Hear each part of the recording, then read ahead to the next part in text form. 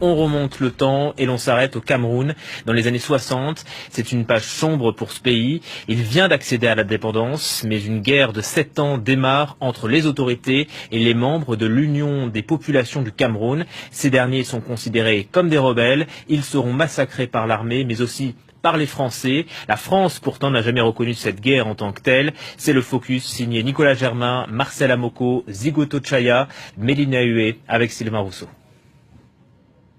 Nous nous rendons dans un village isolé du sud-ouest de la France pour rencontrer Max Bardet.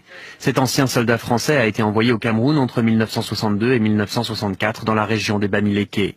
En tant que pilote d'hélicoptère, il a assisté à plusieurs massacres commis par le régime camerounais, un régime fortement soutenu, armé et financé par la France. Un bel 47 G2, 280 chevaux, un tout petit hélico, il y a 3 places, tout cassé.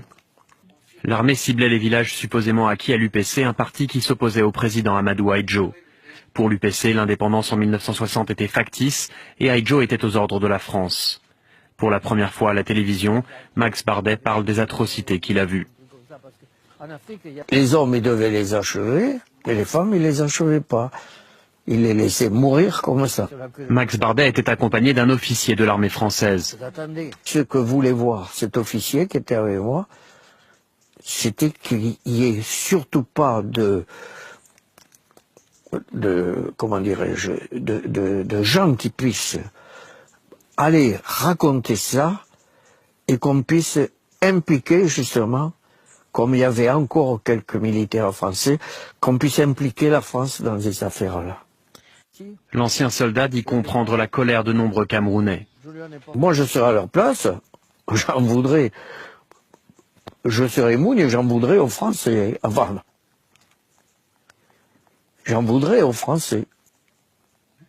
Ce sont les auteurs du livre intitulé La guerre du Cameroun qui vient de paraître qui ont retrouvé la trace de ce témoin capital. Les Français ont continué de façon très discrète en pilotant les opérations, puisqu'en étant vraiment massivement sur le terrain, à réprimer non seulement le mouvement nationaliste représenté par l'Union des populations du Cameroun, l'UPC, mais également les populations suspectées de soutenir ces mouvements qui étaient qualifiés de subversifs.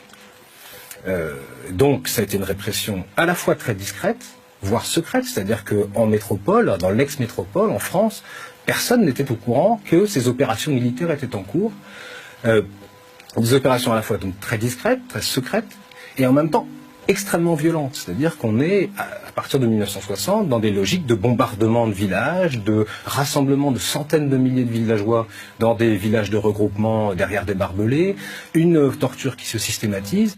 Les révélations de ce livre, qui fait suite à un premier ouvrage, Cameroun, pourraient avoir des conséquences juridiques et financières pour l'État français. Le gouvernement français est, par exemple, au courant que les Mao Mao, qui ont été réprimés au Kenya à la même période, et selon des modalités très similaires à ce qui s'est passé au Cameroun, ont lancé depuis quelques années des actions en justice contre le gouvernement britannique et ont obtenu gain de cause. Il y a actuellement encore des procès en cours. Et je crois que le gouvernement français ne voudrait pas être confronté à de tels procès, mais surtout que les gouvernements français actuels s'inquiètent des conclusions qu'on peut tirer de cette guerre, puisque cette guerre n'a pas été seulement un moment de répression, mais ça a permis d'installer un système de gouvernance, à la fois au Cameroun, mais plus globalement dans toutes les anciennes colonies françaises d'Afrique. Aller y regarder de plus près sur cette guerre implique également de s'interroger sur les conséquences à long terme pour beaucoup de pays. Et ça, je crois que ça inquiète beaucoup les dirigeants français, qu'ils soient de gauche ou de droite. Sur place au Cameroun, certains se souviennent encore de la période des massacres. Tadeye Melon a été le garde du corps du dernier grand leader historique de l'UPC, Ernest Ouandié. C'était vraiment une guerre sans pitié. Ils bombardaient sans connaître même si c'est un homme ou c'est un enfant, ils bombardaient ça.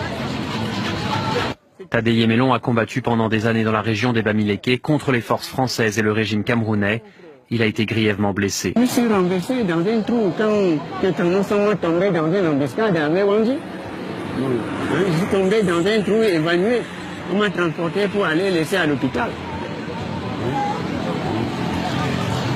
Il ne regrette en rien ses années d'engagement. Mieux vaut mourir debout que de vivre à genoux. Lentement, la position officielle de Paris évolue. En 2009, le Premier ministre François Fillon parle de pure invention lorsque la France est accusée d'avoir assassiné des dirigeants politiques au Cameroun. L'an dernier, à Yaoundé, François Hollande est le premier président français à admettre qu'il y a bien eu une répression, mais sans reconnaître le rôle de Paris. Aujourd'hui, certaines associations camerounaises veulent aller plus loin et comptent bien demander des réparations à la France pour sa participation dans cette guerre très discrète, mais qui a fait plusieurs dizaines de milliers de morts, selon des historiens français et camerounais. On poursuit la discussion avec vous, Thomas Delton. Bonjour. Je rappelle que vous êtes journaliste, essayiste, co-auteur de La guerre au Cameroun, l'invention de la France-Afrique, qui s'est paru aux éditions de La Découverte en octobre 2016. D'abord, un mot du contexte de l'époque. On est en 1960 et le Cameroun vient d'accéder à l'indépendance. Alors, ce qu'on appelle la guerre du Cameroun commence avant. Peut-être pour donner du contexte, justement, je pourrais citer la phrase de Pierre Messmer, qui a été Premier ministre dans les années 70, ministre des Armées pendant les années 60, mais qui avant ça avait fait une carrière coloniale, et c'est lui qui, entre 1956 et 1958, était ce qu'on appelle le haut commissaire de la France au Cameroun, le préfet, on va dire, de l'époque. Et dans ses mémoires, il dit cette phrase que je cite: « Nous avons accordé l'indépendance à ceux qui la demandaient le moins, après avoir éliminé politiquement et militairement ceux qui la demandaient avec le plus d'intransigeance. » En une phrase, il résume assez bien le contexte de l'époque, en effet. Et les mots sont choisis. Éliminer politiquement, puis militairement, c'est exactement ce qui s'est passé. C'est-à-dire que la France, le Conseil des ministres en France a interdit l'Union des populations du Cameroun.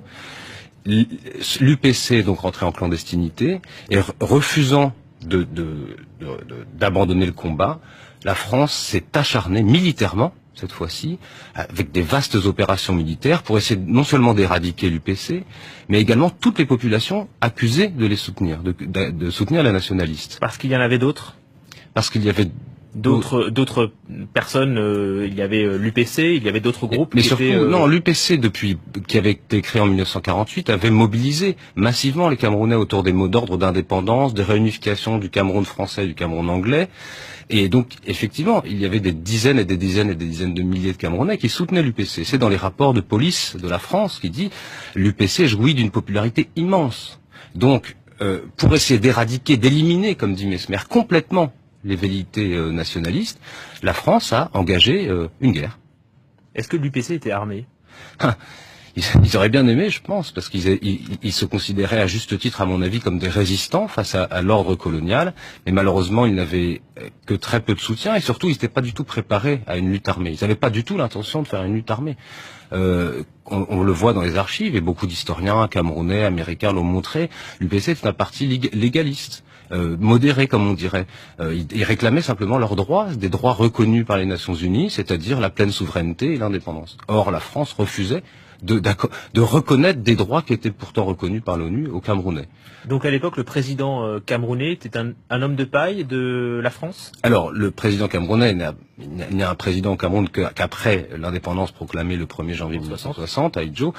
Alors, un homme de paille, c'est peut-être une formule un peu rapide, mais en tout cas, c'est quelqu'un qui a été installé par les autorités françaises 2 ans à la tête du pays en tant que Premier ministre 2 ans avant l'indépendance officielle, et ensuite qui est resté au pouvoir jusqu'en 1982. Avec cette spécificité que la guerre qui a été menée à partir du milieu des années 50 jusqu'à la fin des années 70 s'est progressivement s'est transformée progressivement en système de gouvernement. Et donc les techniques extrêmement violentes de guerre se sont routinisées d'une certaine façon. C'est rentré dans une sorte d'administration quotidienne. Nous, quand on a fait notre enquête, et d'autres chercheurs ont constaté la même chose, on voyait que des choses comme la torture, par exemple, devenaient presque banales. C'est-à-dire qu'on interrogeait des militaires camerounais ou des anciens policiers qui nous expliquaient: ah oui, là, c'est vrai qu'on tapait assez fort, ce qui signifie, enfin, qui signifiait qu'en réalité, ils pratiquaient la torture presque quotidiennement. C'était devenu un système habituel. La dictature est devenue une sorte de guerre permanente, non seulement contre les opposants, mais contre tout le peuple camerounais. Et ça a duré 7 ans, c'est ce que dit Nicolas Germain dans le sujet. En tout cas, moi, personnellement, je ne connaissais pas cette page, et j'imagine que beaucoup de téléspectateurs qui nous regardent la découvrent. Pourquoi cette méconnaissance? Il faut dire que à ce moment-là, la France avait les yeux rivés aussi sur l'Algérie.